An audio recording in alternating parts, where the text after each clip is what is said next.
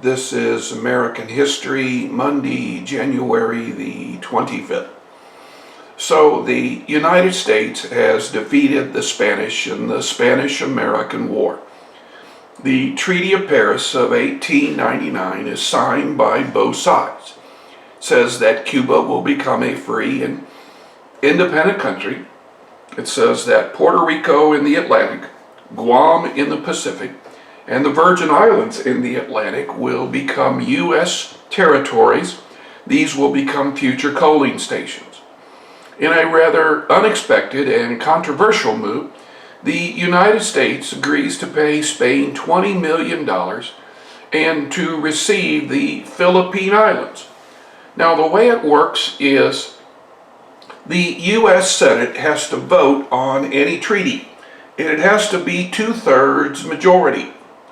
When the treaty got to the Senate, there were many who said they would not vote for the treaty. They said they would not vote for the treaty because the treaty had in it the Philippines. There were those who said the Philippines are too far away and we would not be able to protect it. There are those who say that the Filipinos deserve their independence. There were those who said that to take on the Philippines would smack of imperialism. Now, some of the notables who were opposed to the Treaty of Paris of 1899 is this man here, Mark Twain. Mark Twain, the Missouri humorist, is opposed to the Treaty of Paris, and he will write a great deal. Andrew Carnegie, the steel magnate, will say that he is so opposed to the treaty that if all we need for Philippine independence is $20 million, he will be happy to write a personal check. Now, after Dewey was able to capture Manila with the help of the U.S. Army, we know that Emilio Aguinaldo will begin a campaign to get the country back from the Americans. In 1900, this man, Arthur MacArthur, will be sent as military governor. And normally I could give two hoots about you remembering first names, but this one we're going to have to put an A. MacArthur, because his son Douglas MacArthur will be involved in the Philippines during World War II. Arthur MacArthur's solution was to imprison the children and wives of the Filipino freedom fighters. And basically, MacArthur said that if the Philippine freedom fighters would give up, then he would allow the women and children to leave as long as the men took their place in the prison. In 1902, Aguinaldo will be captured by the Americans, and for all intents and purposes, the insurrection is over. Now, for those Americans who spoke for the treaty, they looked at Secretary of War William Howard Taft. William Howard Taft had gone on a mission to improve the Philippines. Roads were constructed, harbors were deepened, hospitals were built. All of this was done for the Filipino people. There were those in Congress who said, see, we will be good for the Filipino people. Now, foreign policy of the U.S. was now beginning to make the Latin America safer on both the Atlantic and the Pacific due to our acquisitions of these territories. Henry Cabot Lodge, a U.S. Senator from Massachusetts, will declare that taking in the Philippines is simply a way to carry out Josiah Strong's large policy. And with that, the Senate will approve the treaty. Now, the approval of the treaty by the Senate is not going to be the final say, though. We are now in the year 1900, and 1900 is a presidential election year. The 1900 election is going to bring to the forefront Theodore Roosevelt. Now, Theodore Roosevelt is going to have the most meteoric rise in American politics. He starts off 1898 as Assistant Secretary of the Navy. He resigns and becomes the leader of the Rough Riders.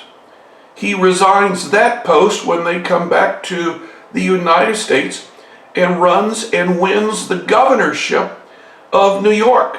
He is one of the youngest governors New York has ever had. Some say he is the second most progressive governor New York has ever had. They tend to say distant cousin Franklin was a little more progressive. And then in 1900, McKinley will put him on the national ticket as vice president.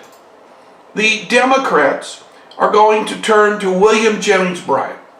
Bryan had just narrowly lost to McKinley, and so Bryan says, a vote for me is a vote against the treaty. In other words, Bryan is making the treaty the mandate, making this a mandate election. If you're for the treaty, then vote for McKinley. If you're against the treaty like me, then vote for me. McKinley is going to call Americans to vote for him, vote for the treaty. Now, as we look at the election map, we can see the Democrats in Bryan do very well in the South. The red states are Mr. McKinley. Now, you'll notice McKinley gets more popular votes than he did in 1896. And McKinley gets more electoral college votes than he did in 1896. Now, William Jennings Bryan was a congressman from Nebraska, but you'll notice Nebraska went for McKinley. It's never a good sign when your home state goes for the other guy. Here is a picture of Theodore Roosevelt taken when he was just about ready to become Assistant Secretary of the Navy. This video here is going to talk more about Roosevelt. And finally, we end lesson 19 in the year 1901. McKinley had been inaugurated in March. He had gone to Buffalo, New York to open the Pan American Exposition. While there, he was shaking hands and saying hello to the people. And a mentally disturbed man will come up to him, produce a revolver out of his arm, and shoot McKinley dead. Teddy Roosevelt becomes the youngest president of the United States at 42. Now, a reminder that in class we are going to do the walkout worksheet for lesson 19. If you are watching this because you are not here for class, you need to do the walkout worksheet. It is worth 5 points. Tomorrow, Tuesday, I'm going to pass out papers that deal with our project for the spring semester. One paper will talk about what has to go into it, and the other paper will be your sign-up sheet.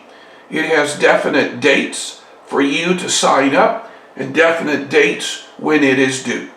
So, again, tomorrow, we're going to have a project talk about.